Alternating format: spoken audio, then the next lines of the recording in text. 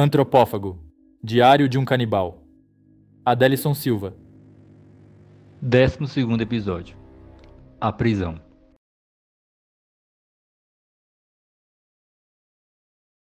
Fui arrastado pela floresta, algemado e com uma arma sempre apontada para minha cabeça, até chegar ao local onde estava estacionado o camburão da Polícia Civil. Sem cerimônias, eles me jogaram dentro e partiram rumo à delegacia de Braço Forte. Durante o trajeto, uma torrente avassaladora de lembranças dilacerantes inundou minha mente. Em um instante, reconheci tudo o que eu tinha sido, o monstro que habitava dentro de mim. Minha cabeça fervilhava em meio a um turbilhão de pensamentos e sensações. Mais ameaçador do que a tropa da Polícia Civil era o exército do fórum íntimo que carregava dentro de mim. Desejos, pensamentos e emoções que constantemente me dominavam. Sentia meu braço machucado, minha mente atordoada, meus pés cansados, meu coração partido e meus olhos vermelhos de lágrimas contidas. Eu estava sendo levado para um julgamento onde eu era o réu, culpado pelo sangue inocente que escorria por entre meus dedos. A cada momento, me distanciava mais da minha amada. Tudo o que eu desejava era apagar esse período sombrio e retornar ao refúgio dos braços de Érica. No entanto, quanto mais eu lutava para me redimir, mais monstruoso eu me tornava. Era como se uma força estranha e surreal estivesse me dominando. Ao chegar em Braço Forte, fui recebido por uma multidão enfurecida, cujos gritos e maldições ecoavam pela cidade. Entre os clamores de raiva, as vozes exaltadas exigiam vingança e justiça. Uma mulher, com os olhos cheios de fúria, vociferou. Ele merece morrer! Um homem, com punhos cerrados, berrou. Desgraçado! Vai apodrecer na prisão! Vamos matá-lo! Observando a cena de dentro do camburão, senti um peso no coração ao encarar a multidão raivosa que se aglomerava do lado de fora, clamando por meu sangue. O veículo da Polícia Civil seguia o seu caminho pela cidade, indiferente aos gritos que ecoavam pelas ruas estreitas e tortuosas de Braço Forte. A delegacia, assim como a maioria da cidade, ainda conservava a estrutura do tempo antigo. Localizava-se em um edifício de 2 pavimentos sólidos e austeros, com janelas de cantaria protegidas por pesadas grades, localizada no centro da cidade, ao lado oeste da matriz. O camburão parou diante da imponente delegacia de Braço Forte. Alguns dos espectadores tentaram se aproximar, mas foram contidos pela tropa de choque, que formava uma barreira entre a multidão e o veículo. O capitão Álvaro Azevedo interveio, dirigindo-se à multidão com autoridade. Se afastem, deixem que a polícia cuide disso. Sara Campestrini e Hugo Castanho se aproximaram, observando a agitação. Sara comentou surpresa. Onde toda essa multidão estava escondida? Braço Forte é uma cidade pacata, nada acontece aqui. Para eles isso é um verdadeiro espetáculo. Espetáculo ou não, vou ter uma conversa séria com o nosso amigo aqui. Dentro da delegacia, fui conduzido até a sala do delegado Moraes. Álvaro entrou comigo, fazendo a introdução. Com licença, Dr. Moraes, mais um inquilino para a sua residência. Meu Deus, o que aconteceu com essa criatura? Ainda não sabemos. O jovem aqui não é muito conversador. Preciso de uma cela isolada para mantê-lo. Ele pode ser perigoso. Não podemos colocá-lo com os outros presos. Nossa delegacia é antiga e pequena. Ambos os pavimentos estão lotados. Não temos nenhuma cela reservada. A única disponível fica lá embaixo. Embaixo? Sim, no porão. Houve uma troca de olhares entre eles. Não sabemos do que ele é capaz. Portanto, é no porão que ele deve ficar. Atravessamos vários metros do corredor em silêncio, ignorando os poucos prisioneiros que eram mantidos ali. Eles gritavam e tentavam, a todo custo, chamar a atenção, até mesmo com insultos. Ao final do corredor, uma escada descia para o porão. Celas não eram localizadas em um local muito favorável. No subsolo, a luz solar era difícil penetrar. Apenas umas lâmpadas incandescentes, penduradas no teto, davam ao ambiente uma claridade tímida. Ao descer a escada, sinto forte odor de mofo e de cadáver de algum bicho morto. Fui deixado sozinho, no fim do porão, em uma cela completamente distante das outras. No fim do dia, Sara Campestrini, escoltada por 2 policiais da Polícia Civil, desceu até o porão onde eu estava. Parou a certa distância, deixando entre ela e as grades o espaço de um pequeno corredor de mais ou menos 1 metro. O olhar dela me fitava de tal forma que parecia zumbi em meus ouvidos. Eu me mantinha sentado na cama de cimento, apenas observando. Seus olhos castanhos examinavam-me meticulosamente, talvez surpresa com meu estado. Sou Sara Campestrini, psicóloga forense. Estou encarregada de resolver o caso em que você está envolvido. Vamos direto ao ponto. Quem é você e por que feriu aquelas pessoas? Eu continuava em silêncio, pois não havia razão nenhuma para machucar aquelas pessoas. Eu era controlado por uma força frenética, da qual não tinha explicação. Sentia prazer ao ver o desespero das minhas vítimas. Você não consegue falar? Baixei a cabeça por um momento, refletindo, antes de responder. Eu sou Maxwell Lenzi. Lenzi, por acaso é descendente de italianos? Meu avô paterno era italiano. Mas qual a importância da minha descendência? Na verdade, não tem importância alguma. Também sou descendente de italianos. Quis apenas quebrar o gelo. O que aconteceu com você? Como conseguiu essas cicatrizes? Conforme Sara conversava, se aproximava ainda mais da cela. Porém, deu uma passada para trás, assim que eu me pus em pé. Os policiais ao seu lado empunharam suas armas e as apontaram para mim. Um sorriso irônico brincava em meus lábios, ao notar o temor que eles tinham de mim. Eu morri, doutora. O que você vê é apenas uma alma decadente, vagando pelo mundo. Almas não costumam sair por aí machucando as pessoas. Os mortos não me perturbam, são os vivos que me dão trabalho. Gosta de manter a pose de durona, não é, doutora? E odiaria pensar que é uma pessoa comum, semelhante às mulheres que matei. Tem medo de mim, doutora? Você é apenas um pobre coitado, Maxwell, culpando o mundo por seus problemas. Não me faz medo, apenas repugnância. Me aproximei ainda mais da cela. Percebendo Sara, deu mais um passo para trás. Sabe o que eu faria se estivesse do lado de fora, doutora? Te amarraria, arrancaria todo o seu couro, deixando seus músculos expostos. E faria tudo isso com você ainda com vida. Depois, arrancaria seu coração e me saciaria com seu sabor. Deve ser um gosto deslumbrante. Seu sangue deve ser ainda mais quente por conta do seu temperamento. Sara mostrou-se incomodada com minhas palavras, mas não se deixou intimidar. Você não está do lado de fora, e é aí dentro que vai ficar apodrecendo junto com os ratos. Vamos, acredito que nosso amigo quer ficar um pouco a sós. Os dias se passavam e eu continuava trancado na minúscula e escura cela, com poucas refeições ao dia. Uma jarra de água era deixada ao lado da cama de cimento, enquanto minhas roupas desgastadas eram trocadas por outras ainda mais deterioradas. O ambiente era sujo e abafado, com um cheiro sufocante, e minha higiene era limitada a um banheiro sem porta no fundo da cela. As visitas de Sara se tornaram quase que diárias, onde ela me inquiria sobre todos os aspectos da minha vida, desde minha estadia na República até minha infância e minha relação com meus pais e amigos. Mesmo detalhes sobre meus animais de estimação eram abordados. Naquele dia, Sara veio sozinha até minha cela, puxando uma cadeira que já estava ali próxima e se sentando com uma prancheta em mãos. Eu estava sentado na cama, escorado na parede, de lado para ela. Do jeito que eu estava, continuei. Boa tarde, Max. Boa tarde, doutora. Estou surpreso. Onde estão as duas sombras que sempre lhe acompanham? Julguei que não fosse necessário a presença deles.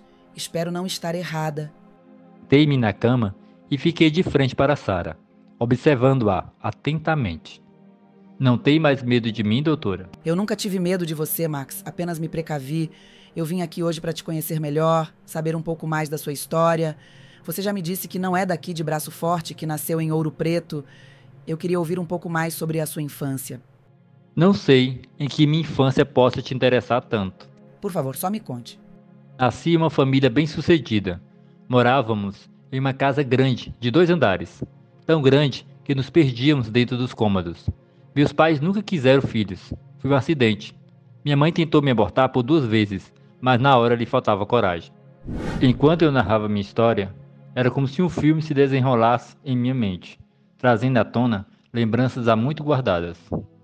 Sara permanecia atenta a cada palavra que eu mencionava, fazendo anotações em sua prancheta, conforme julgava necessário, e assim prossegui com meu relato. Fui criado como um fardo na vida deles. A pessoa que eu considerava como mãe era Lourdes, minha babá. Ela sim, cuidava de mim como uma verdadeira mãe. Eu não odiava meus pais. Eles não são culpados por eu ter parecido em suas vidas. Tinha os melhores brinquedos, as melhores roupas, frequentava a melhor escola. E mesmo assim, me sentia pobre. Aquela mordomia toda não me satisfazia. Passava os dias solitário, procurando alguma diversão entre aqueles brinquedos caros, que para mim não tinham a menor graça. Só me animava quando Lourdes terminava os seus afazeres e reservava 1 minuto de seu tempo para brincar comigo. Ao fim da tarde, sentava-me na sacada, observando as crianças brincarem na rua, suas roupas sujas de tanto caírem no chão. Corriam de um lado para o outro, jogando uma bola de tênis, ou às vezes uma feita de meia pelas próprias crianças, em uma lata de óleo marcado no asfalto. Cruzava os seus tacos, contando de 10 em 10 no tradicional jogo de bets. Mesmo com seus jogos improvisados, era possível ver a felicidade estampada em seus rostos. Aquilo para mim era uma liberdade da qual eu não desfrutava, trancafiado nos muros daquela mansão. Não tinha amigos. Na escola, sentava isolado, em uma cadeira no meio da sala, encostada na parede. Parte das aulas, eu dormia. Na outra, fazia caricatura dos meus colegas, especialmente das garotas que mais me interessavam. Mas nunca tive coragem de me aproximar de nenhuma delas. O que acontecia se você tirasse nota baixa na escola? Me levantei e comecei a andar pela cela, enquanto respondia Sara. Meu pai me batia e me trancava no sótão, em meio a uma montanha de livros, se eu tirasse nota baixa na escola. Dizia que eu tinha que decorar todos, só assim ele me tiraria de lá. Mas em alguns eu nem pegava. Passava meu tempo fazendo desenhos em meu caderno. Sabia que ele não iria verificar meu aprendizado. Estava ocupado demais para isso. Na maioria das vezes, me esquecia lá. E era Lourdes que no fim do dia pegava a chave e me soltava. Sara me olhava com atenção, anotando cada detalhe em sua prancheta. Com o que ele te batia, Max? Com o cinto. Ele usava a parte da fivela, que era para doer mais. Dizia que quanto maior o castigo, maior o aprendizado. Seu pai já lhe bateu com o cinto, doutora? Sara fez uma breve pausa antes de responder. Meus pais preferiam outra forma de educar, sem muita violência. Mas você não teve nenhum amigo na escola, Max? Não. Eles me chamavam de esquisito. E os que procuravam ser meus amigos era só para que eu pagasse o lanche deles na cantina. E você nunca fez nada contra nenhum deles? Questionou Sara, tentando encontrar alguma pista de comportamento psicopata em minha infância. Mas minha resposta foi acompanhada apenas pelo eco silencioso da cela, pois minha infância foi marcada somente pelo medo e tristeza. Sozinho durante horas, preso naqueles cômodos repletos de cortinas, vasos e quadros, que eu tinha medo de tocar e quebrar. Observava a vida passar por trás dos portões, que mais parecia uma prisão, distanciando-me da liberdade que as crianças do meu bairro desfrutavam. Com o passar do tempo, já adolescente, meus pais souberam de uma república localizada em uma cidadezinha do interior. Para eles, era uma oportunidade de se livrar de mim, mas para mim era a liberdade pela qual eu ansiava há tanto tempo. Cheguei à república ansioso, sentindo que finalmente seria dono da minha própria vida, mas ao mesmo tempo com medo de me relacionar com os outros. Logo percebi que a tão sonhada liberdade ainda teria que esperar, pois todos lá éramos subordinados às regras impostas pela dona Elizabeth. No entanto, as regras não eram o meu pior problema. Eu tinha medo das pessoas. Meus colegas me olhavam de cima a baixo. Alguns riam de mim, o que me incomodava profundamente. Parecia que eu não estava pronto para enfrentar o mundo, mas nenhum deles me incomodava tanto quanto Ricardo. Ricardo se aproximava de mim com 2 de seus amigos, zombando e fazendo piadas. Eu gaguejava ao tentar responder o que apenas o divertia mais. Olha só, galera, que coisinha esquisita. Qual é o seu nome, rapazinho? Nome é Maxwell. Já vi tudo, é mais um idiota. Temos que dar as boas-vindas a ele. Verdade. Pega ele pelas pernas e deixa que eu pego pelos braços. Vamos jogar ele dentro da caixa d'água. Os 3 me agarraram e me jogaram dentro de uma caixa d'água que havia no meio do pátio, rindo ao me verem todo molhado. A humilhação era insuportável. Aos poucos, fui me adaptando e me tornando menos estranho, se é que isso era possível. Ricardo continuava a me provocar, inventando apelidos pejorativos e fazendo trotes, como colocar creme dental em meu rosto enquanto eu dormia ou insetos na minha gaveta de roupas. No início, isso me incomodava, mas depois eu já não dava tanta importância. Eu continuava em minha zona de conforto, isolado de tudo e de todos, guardado em meu mundo particular. E por que você nunca contou para a dona Elizabeth sobre as façanhas de Ricardo? Ela não iria acreditar. E mesmo que acreditasse, não daria importância para isso. Ninguém nunca se importou comigo, doutora. Nem meus pais, nem meus professores, nem meu amigo Davi e nem sequer Érica. Érica, quem é Érica? Simplesmente a garota mais fascinante que já conheci. Érica. Apenas ouvir seu nome já me envolvia em encantos. Como resistir aos pequenos detalhes que te formavam? Seu rosto, seus olhos que se encontravam nos meus, seu sorriso, teus lábios carnudos e tua pele, tão clara, tão frágil, tão linda, tão delicada. Esse jeito tão seu de pôr o cabelo por trás da orelha, teu corpo, tuas pernas, tuas mãos. Ah, as mãos! Como descrever a suavidade destas que entrelaçavam os dedos aos meus e me faziam perder em meio a esse sortilégio. E o encanto dos seus movimentos desfilava por onde passava, fascinava, provocava, se fazia presente. Um brilho próprio indescritível. Ela me transportava para outro lugar, um lugar encantado, onde o tempo não existe e o coração a todo instante palpitava acelerado. Era sonho, era realidade, já não sabia mais. O que sabia é que quando estava com ela, tudo desaparecia, e até os pássaros cantavam mais suave. Roubavam minha calma, a alma, o corpo, a mente, a razão, a emoção. Ela invadia meus sonhos, delírios, provocava meus desejos mais inconfessáveis. Eu desejava possuí-la, e por vezes me desesperava, já não a tinha mais. Um despertar qualquer me arrancou desse sonho em que me encontrava e me colocou diante da minha realidade. Estava trancafiado em um cárcere, tendo como companhia apenas os ratos rabugentos, que apareciam na esperança de furtar um pouco da minha comida. Eu andava de um lado ao outro inquieto, sentei-me na cama e com uma pedra comecei a riscar a parede. Alguns ratos se aproximavam discretamente. Olá, amiguinhos. Estão com fome? Aqui. Podem comer. Eu já não tenho mais fome. Larguei o prato e os ratos vieram se aproximando e atacaram a minha comida. Fiquei ali, só observando. Meu corpo naquela jaula se atormentava com os demônios de minha mente, tornando-me algoz dos meus delírios. Penetrava profundamente na intimidade dos meus pensamentos. Um poço de sombras e ilusões que me transportava para um mundo umbrático e caótico. Ao aproximar mais uma noite, o silêncio abriu sua cortina negra e uma luz surgiu na fresta da porta, que foi se abrindo lentamente no alto da escada do porão. Ouvi passos leves descendo a escada e tomando o rumo de onde eu estava. Seus cabelos longos e negros balançavam suavemente enquanto ela se aproximava. Seu sorriso desaparecendo por trás de uma expressão séria e preocupada ao me ver naquela situação. O verde dos seus olhos parecia se perder em uma mistura de tristeza e compaixão. Levantei-me da cama, incrédulo, diante da visão que se materializava diante de mim. Era como se um fantasma vindo do passado estivesse ali, naquela cela, diante de mim. Érica, como você descobriu que eu estava aqui? Minha voz saiu trêmula, embargada pela emoção que inundava o meu peito. Senti uma mistura avassaladora de alegria e tristeza, de saudade e de desespero. O que aconteceu, Max? Por que fez isso consigo mesmo? As lágrimas já inundavam meus olhos enquanto falava, e eu sentia meu coração se partir ao vê-la assim. Érica, senti tanto a sua falta. Queria tanto poder te abraçar, sentir seu toque novamente, sentir seu beijo. Seus olhos se encheram ainda mais de lágrimas, refletindo a tristeza que também dominava o meu ser naquele momento. Muita coisa aconteceu, Max. Não podemos mais ficar juntos. Eu preciso de você, Érica. Tudo o que fiz foi por amor a você. Não me abandone. Só quero tê-la ao meu lado mais uma vez.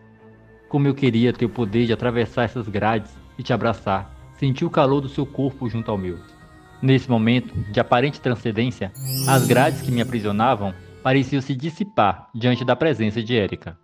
Sua mão na minha era como um portal para o mundo onde só existíamos nós dois, onde a luz que emanava dela banhava cada canto sombrio da minha cela, afastando a escuridão que me cercava.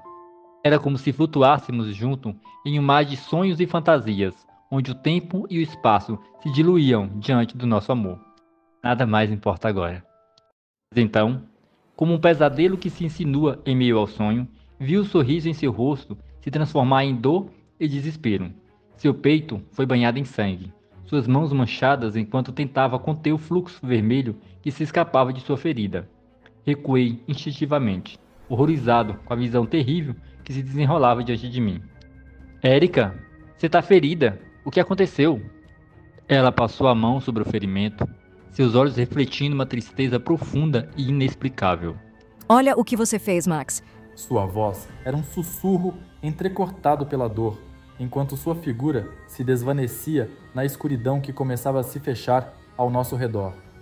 Não! Érica! Onde você tá? Não me deixe! Agachei-me e comecei a chorar. Naquele instante, fui me dando conta de que tudo aquilo não passava de fruto dos meus delírios e que Érica jamais esteve presente ali. Aquele foi só a primeira vez em que o real e o surreal se misturavam em minha mente, me fazendo perder o controle da razão. O fantasma de Érica sempre me fazia presente durante os longos dias trancafiados naquela jaula. Na maioria das vezes, não dizia uma só palavra, apenas me olhava, com seu olhar triste e cabisbaixo, sempre com as mãos sujas de sangue. Esse fantasma era na verdade o reflexo da minha própria consciência, uma sombra que me acusava do mal que eu havia causado. Suas mãos manchadas de sangue eram um lembrete constante do peso das minhas ações, das vidas que eu havia ceifado. Era uma tortura que me consumia, uma loucura que me arrastava para o abismo do remorso e da culpa. Havia momentos em que desejava ardentemente a morte como uma libertação, uma forma de escapar desse tormento incessante. Não seria nada justo. Eu tinha que viver para estar frente a frente com Érica novamente. Ansiava euforicamente por esse reencontro. Aquela noite, Sara Campestrini desceu mais uma vez ao porão, acompanhada não apenas pelos 2 guardas habituais, mas também por Hugo Castanho, Álvaro Azevedo e o delegado, Dr. Moraes. Eles mantiveram uma conversa próxima à escada, mantendo uma distância segura da minha cela. Olhem a condição deste lugar. Não podemos continuar mantendo ele aqui. Como eu disse, esta é uma prisão antiga, sem estrutura, a menos que o deixemos com os outros presos. Os olhos de Sara se voltaram para mim, enquanto eu permanecia sentado na cama, observando-os. Não se esqueçam de que ele é um canibal. Ele é capaz de devorar um por um daqueles presos que estão lá. Sara, com todo respeito, acho que você está exagerando. Olhe para ele, não passa de um moribundo. Ele é quem corre risco de ser morto se ficar junto com os outros presos. Não o subestime, Hugo. Ele é como uma fera enjaulada. Esse rapaz carrega consigo uma força sobrenatural. A solução talvez seja transferi-lo, talvez para algum presídio em Ouro Preto. Antes de ser transferido para um presídio, ele precisa ser julgado. Eu aconselharia mantê-lo aqui até o julgamento. Não, aqui ele não pode ficar. Então a solução é transferi-lo o quanto antes. Vamos para a minha sala. Lá podemos discutir melhor sobre isso. Enquanto eles saíam do porão, eu pensava freneticamente em uma maneira de escapar daquela situação, antes que fosse transferido para longe, distanciando-me ainda mais da minha amada.